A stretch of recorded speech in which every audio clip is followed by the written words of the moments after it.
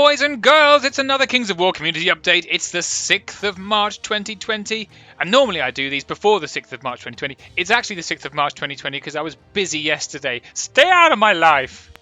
This week's most exciting news was the arrival of Easy Army! Woo! Well, not the arrival of Easy Army, but a video from Kyle, who's apparently at death's door from Gamerplay. Get well soon, Kyle. Kyle takes us through the new functionality of the system, including news of an entirely optional subscription option for a wallet-destroying $2 a month. Naturally, the internet responded in a balanced and reasonable fashion, forgetting that Easy Army is in fact a tool created by one guy literally in his spare time, used by 99.9% of all Kings of War gamers, and choosing to ignore that the tool is completely usable without donating. But hey, when do we let reason get in the way of outrage at corporate monsters seeking to suck the very life out of us with their brutal demands to support a volunteer creating an amazing service for us? Excuse me, I just have to go. My palanquin has just arrived to take me to work, carried on the back of destitute orphans. I'll be right back.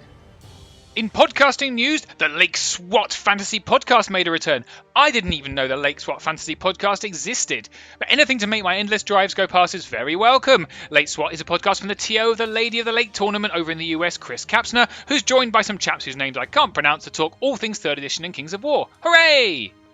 The Swordmaster of Earth has commenced his 4th annual Monster March, where participants are invited to paint a monster figure or a large figure as part of an international painting challenge. It's not too late to join in, so hit up his blog if you fancy taking part.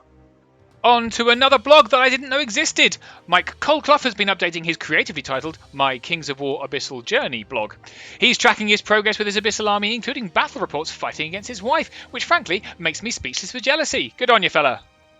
After my entreaty last week for more people to post their minis, more people have been posting their minis. I take full responsibility. We saw Bill Deal's lovely work in progress Forest Guard, which has got some really lovely blending on it. We've got John Blakemore's Iron Guard, which has got some lovely traditional full model count dwarves. There was Ryan Smith's Giant, and some what I can only assume are Drakon riders from the Titan Forge range, which look really awesome.